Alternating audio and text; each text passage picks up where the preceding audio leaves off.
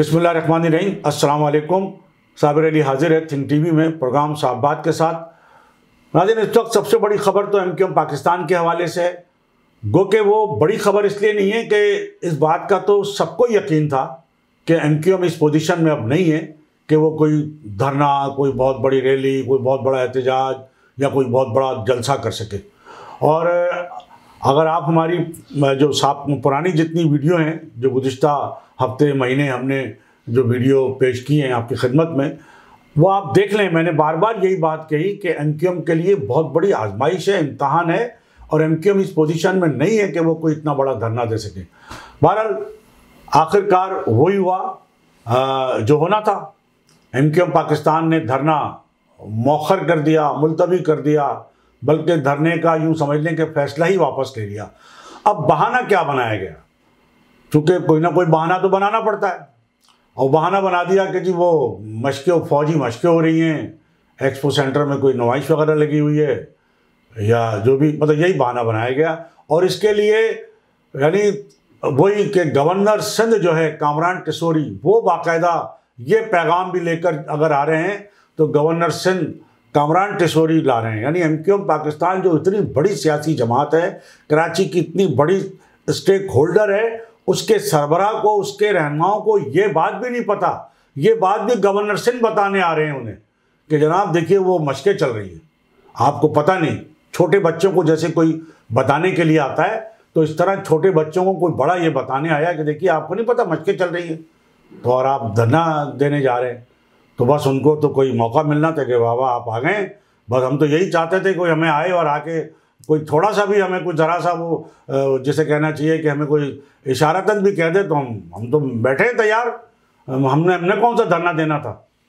तो जनाब धरना जो है वो मुलतवी कर दिया गया, मौखर कर दिया गया। अब ये जो फौजी मशक़ें जो बहाना बनाया गया, ये तो बहुत पहले से तय होती हैं, ये तो बहुत पहले से तय होती है। आपको पता है कोई छोटा मोटा प्रोग्राम भी अगर होता है तो वो भी कई माह पहले उसकी बुकिंग हो जाती है। अगर कोई मैच भी हो रहा होता है या जो भी कोई मामलात होते हैं, तो ये फौजी मशक़ें तो इतना बड़ा, तो ये तो 10 दिन पहले इन्होंने धरना ऐलान किया। फौजी मशक़ों का ये जो प्रोग्राम था, ये तो कई माह पहले जो है फैसला हो चुका था, मुरतब पा चुका था, इसकी बड़े पैमाने पे तैयारियां हो रही थी। हाँ, इसका जो यानी जो फौजी मशक़ों का जो बहाना है वो एमक्यूएम पाकिस्तान ही के लिए है, जमात इस्लामी के लिए नहीं है। जमात इस्लामी ने आज भी एहतजाज किया है, धरना देने का ऐलान किया है, बल्कि कहा है कि ज़रूरत पड़ी तो हड़ताल भी करेंगे। अब जमात इस्लामी क्यों कर रही है? वो तो जीती है इस शहर से, बकौल जमात इस्लामी के कि उसे तो इस शहर के लोगों ने मैंडेट दिया है, और जमात इस्लामी ने पूरे शहर में बड़े बड़े बैनर लगा दिए कि जनाब कराची को कराची का हक दो और आवाम का मेयर लाओ। तो आवाम का मेयर तो वोट के जरिए आएगा, और जो मेयर के इलेक्शन होंगे उसमें अगर आपकी नशिस्तें ज़्यादा हैं तो आपका मेयर आ जाएगा। इसमें परेशानी क्या है? इलेक्शन तो अब हो गए ना, आवाम के मेयर के लिए जो इलेक्शन होने थे वो इलेक्शन हो गए। और जमात इस्लामी ने मुतालबा किया कि जो 11 यूसीज जिसके इंतखाबात नहीं हुए, बिल्कुल वो होने चाहिए, और वो काम तो इलेक्शन कमीशन ऑफ पाकिस्तान का है। हम आपको बता रहे थे जो एमक्यूएम पाकिस्तान है उसने जो धरना देने का ऐलान किया था, तो हम तो बहुत पहले से ये बात कह रहे थे कि एमक्यूएम की बस की अब बात नहीं है कि वो कोई धरना दे या कोई भी इस तरह का कोई बड़ा सियासी इवेंट करे, इसलिए कि एमक्यूएम की वो पोजीशन ही नहीं रही है। बाज़ हल्के ये कह रहे हैं, बाज़ लोग ये कह रहे हैं, बाखबर ज़राए ये बता रहे हैं कि एमक्यूएम पाकिस्तान को ठेके पे दे दिया गया है। एमक्यूएम पाकिस्तान बहादुराबाद बाकायदा ठेके पे चल रही है। वो कहते हैं कि जो ज़्यादा बोली देगा ठेका उसको दे दिया जाता है। तो जिसने ज़्यादा बोली दी थी उसको ये ठेका दे दिया गया, और वो सारे मामलात जो है चला रहा है जो भी ठेकेदार है। अब उस ठेकेदार की मर्जी है कि वो काम कैसे ले रहा है, किन लोगों से ले रहा है। तो ये सारा इस वक्त जो बहादुराबाद का जो पूरा निज़ाम है, वो कोई जिसको भी ठेका दिया गया है सबसे ज़्यादा बोली देने पर, वो उसकी मर्जी से सारे काम हो रहे हैं, उसकी मर्जी से सारा कुछ हो रहा है। कल रात ये खबर आई कि जनाब पीपल्स पार्टी और एमक्यूएम का रब्ता हुआ है, मुलाकात हुई है। हमने आपको बताया भी कि जो अमीनुल हक, मुस्तफ़ा कमाल, फारूक सत्तार गए, बात की, रब्ता हुआ।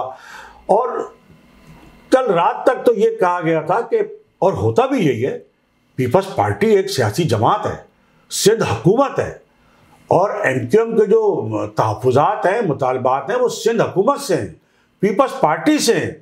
तो यही बात तय हुई थी कि ठीक है, पीपल्स पार्टी का एक वक्त आएगा और बहादुराबाद वो आके कुछ यकीन दहानियाँ, कुछ आंसू पोंछेगा और आप तो तैयार बैठे हैं। अच्छा जी, ठीक है, मुलतवी। लेकिन वो भी नहीं हुआ। पीपल्स पार्टी के लोगों ने और सिंध हुकूमत ने एमक्यूएम पाकिस्तान को इस काबिल भी नहीं समझा कि वो उनका धरना मुलतवी कराने के लिए बहादुराबाद आए। होता तो यह है कि जब कोई धरना होता है, कोई एहतजाज होता है, कोई भूख हड़ताल होती है, तो जो हुक्मरान जो होते हैं वो बाकायदा धरने के मकाम पे जाते हैं। जब धरने को कुछ दिन गुजर जाते हैं या एक दिन गुजर जाता है या कोई भूख हड़ताल होती है, वहाँ जाके मिलते हैं भूख हड़तालियों से या धरना देने वालों से, उनसे मुज़ाकरात करते हैं। और मुज़ाकरात करने वाले ये नहीं कि ज़बानी बातों पे जो है वो एतबार कर लेते हैं, और ऐसे लोगों पे एतबार जिनसे आज तक आप धोखा खा रहे हैं, जिन्होंने आज तक कोई बात लिखने के बावजूद भी जो मुआहदा हुआ है, तहरीरी हुआ है, तहरीरी कई, एक नहीं कई तहरीरी मुआहदे हुए हैं, आज तक किसी मुआहदे पे अमल नहीं किया। क्यों? इमरान खान साहब से तहरीरी मुआहदा नहीं किया था एमक्यूएम पाकिस्तान ने, पीडीएम से तहरीरी मुआहदा नहीं किया था एमक्यूएम पाकिस्तान ने। तो जो लोग तहरीरी मुआहदे से मुकर जाएं, आप उनकी, फिर हम आपको ये बता रहे हैं कि पीपल्स पार्टी ने इतनी वक़्त भी नहीं दी है एमक्यूएम पाकिस्तान को कि जो कहा था कि अच्छा हम कल आ जाएंगे, तो वो बहादुराबाद भी नहीं। उन्होंने बताया जाता है कि पाकिस्तान पीपल्स पार्टी और सिंध हुकूमत ने एमक्यूएम के मुतालबात मानने से सिरे से इनकार कर दिया है। सिंध हुकूमत और पीपल्स पार्टी का कहना कि हमारा क्या ताल्लुक है भाई आपकी हल्काबंदियों से, इन चीज़ों से, ये तो इलेक्शन कमीशन का काम है, आप अदालत में जाएं, अदालत फैसला करेगी। इलेक्शन कमीशन, हम क्या कर सकते हैं? हमने आपके लिए वो एक ख़त लिख दिया था इलेक्शन कमीशन ऑफ पाकिस्तान को यूसीस के हवाले से, नहीं मानी उन्होंने बात, तो आपने इलेक्शन में हिस्सा नहीं लिया, तो हमने ले लिया और हम जीत गए। जनाब, बहुत बाखबर हल्के, बहुत बाखबर जराए, बल्कि आम तासुर भी यही है कि एमक्यूएम जो हमेशा कुछ लो और कुछ दो की सियासत करती रही है, तो वो कुछ लेती अपने लिए और देती पीपल्स पार्टी सिंध हुकूमत को या पीटीआई को है, और अपने चंद लोगों के लिए कुछ हासिल कर लेती है। बताया यही जाता है कि जो बल्दियाती इलेक्शन से जो फरार हासिल की, वो भी कुछ ले दे के की, ऐसे तो नहीं की, वो भी किसी को फ़ायदा पहुंचाना था और वो साफ नज़र आ रहा था। बाईकाट कर नहीं सकते थे, अल्ताफ़ हुसैन साहब ने किया हुआ था, बाईकाट तो अल्ताफ़ हुसैन का जीतता रहा है, उन्हीं का जीता। ये दस्तबरदार हो गए, तो ज़ाहिर दस्तबरदारी तो किसी के हक़ में होती है, वो पीपल्स पार्टी और जमात इस्लामी के हक़ में हुई, वो दोनों जमातें जो है वो आ गई। तो ये बात एमक्यूएम पाकिस्तान के लिए है कि वो तो अब एक यानी कहीं और से चलाई जा रही है। फिर जो गुज़िश्ता दिनों जो लोग, जो नए लोग जो हैं, तो वो पुराने ही, लेकिन उन्होंने अपनी पार्टी बना ली थी, तो बताया जाता है उन लोगों ने बाकायदा एमक्यूएम पाकिस्तान को, बहादुराबाद को हाईजैक कर लिया है। अब सारे फैसले वो कर रहे हैं। खालिद मकबूल सिद्दीकी तो खैर वैसे भी किसी 3-13 में नहीं थे, एक सिंबॉलिक प्रेसिडेंट थे वो अलामती सदर भी अब नहीं रहे, वो अब अलामती सदर भी नहीं रहे। अब वो अलामती उनका जो है वो चार्ज ख़त्म हो गया, और वो अब बाकायदा जिसने चार्ज संभाला है उसने सारे जो है वो मामलात अपने हाथ में ले लिए। फारूक सत्तार भी पस मंज़र में चले गए, सारे लोग, खालिद मकबूल भी पस मंज़र में चले गए, आमिर खान तो खैर थे ही पहले से पस मंज़र में। और ये बताया जाता है कि इस सूरत हाल में एमक्यूएम के बाज़ इंतहाई बड़े रहनुमा, छोटे नहीं, जैसे एक बड़े रहनुमा ख्वाजा सुहेल मंसूर जो एमएनए भी रहे और कौमी असम्बली की जो कायमा कमेटी है दिफाई उमूर की, उसके चेयरमैन भी रहे, वो छोड़ गए थे और अब पीपल्स पार्टी में शामिल हो गए, और उनको अब टिकट मिल गया है पीपल्स पार्टी का कौमी असम्बली के लिए ज़मनी इलेक्शन में। रज़ा हारून के बारे में बताया जा रहा था कि वो मुस्लिम लीग नून ज्वाइन कर रहे हैं, तकरीबन बातचीत हो गई है, बस नवाज शरीफ से मुलाकात होना बाकी। तो ऐसे ही कुछ रहनुमा जिनकी अब वहाँ दाल नहीं गल रही है, जो अब बिल्कुल गैर अहम हो गए, वो अब क्या करें, कहाँ जाएं?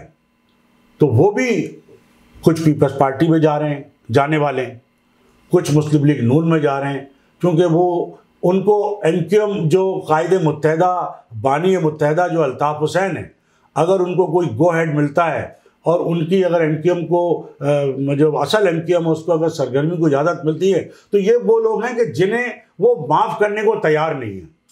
चूँकि बाहर है कि इन्होंने बहुत ज़्यादा गालम गलोच भी की है और बहुत ज़्यादा जो है वो एमक्यूएम के ख़िलाफ़ काम भी किया है, और ये भी बहुत ज़्यादा आम तासुर है कि बहुत पैसे बनाए।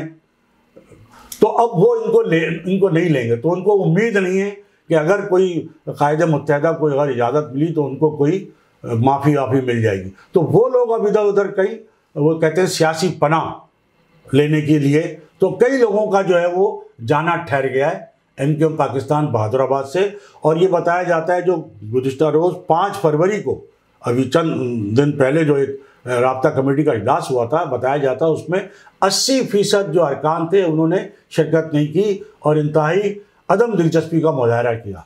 और जो बेशतर जो पुराने यानी ये 2 नए जो धड़े आए हैं, जिसमें एक फारूक सत्तार का धड़ा और एक पीएसपी का धड़ा, इससे पहले जो राब्ता कमेटी थी जो लोग आते भी थे और इतना दिलचस्पी भी लेते थे, तो वो उनकी अहमियत भी थी। लेकिन चूंकि अब वो पस मंज़र में उनको धकेल दिया गया तो वो अब बिल्कुल उन्होंने आना जाना भी छोड़ दिया है और उन्होंने राब्ता कमेटी का इजलास में शिरकत भी नहीं की। और अब पूरा जो कब्जा है वो नए आने वालों का हो गया है और वो अपने हिसाब से चला रहे हैं।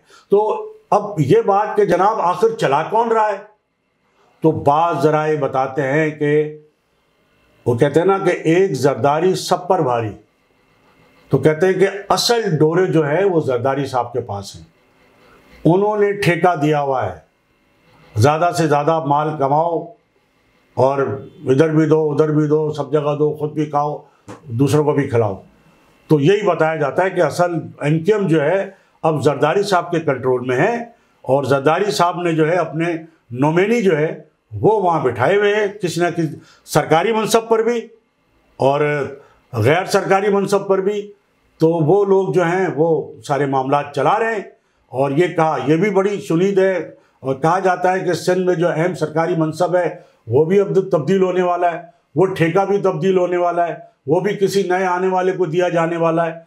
तो बड़ी क़यास आराइयाँ, बड़ी ख़बरें इस हवाले से चल रही हैं। तो नाज़रीन, हमने आपको यही बताना था कि एमक्यूएम पाकिस्तान जो है वो अब बहैसियत एक जो स्टेक होल्डर के, बड़ी सियासी जमात के, कराची की स्टेक होल्डर के, अब वो उसकी वो अहमियत वो हैसियत बाकी नहीं रही है।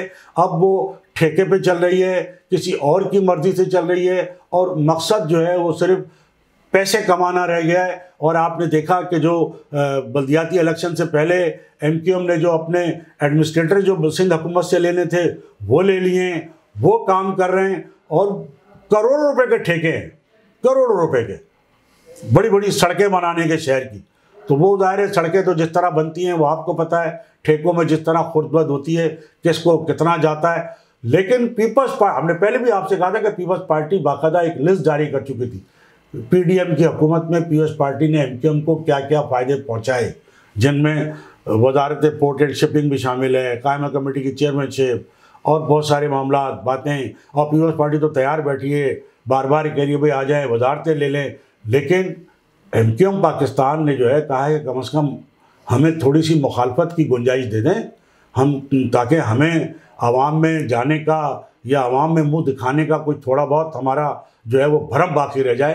तो इसलिए वो वजारतें कबूल नहीं कर रहे हैं। लेकिन वजारतें कबूल ना करके भी जितने सरकारी काम हैं तमाम तर वजारतों के, वो सब उनके हो रहे हैं, वो सब बैकडोर चैनल सारे चल रहे हैं। तो नाज़रीन, इस हवाले से हम आपको पहले भी बताते रहे कि एमक्यूएम पाकिस्तान के पास अब वो कारकुनों की वो स्ट्रेंथ ही नहीं रही। यही वजह थी कि वो उन्होंने बल्दियाती इलेक्शन नहीं लड़े और ऐन मौके पे जो है वो फरार हासिल की कि कैसे लड़ते। न तो कारकुनान थे, न पैसे थे, न वसाइल थे। यही धरने का मामला हम आपको पहले दिन से बता रहे हैं कि कैसे धरना देंगे, इतने लोग कहाँ से लाएंगे। अब कौन आंसू गैस की शेलिंग बर्दाश्त करेगा, कौन लाठीचार्ज बर्दाश्त करेगा, कौन गिरफ्तारियां बर्दाश्त करेगा।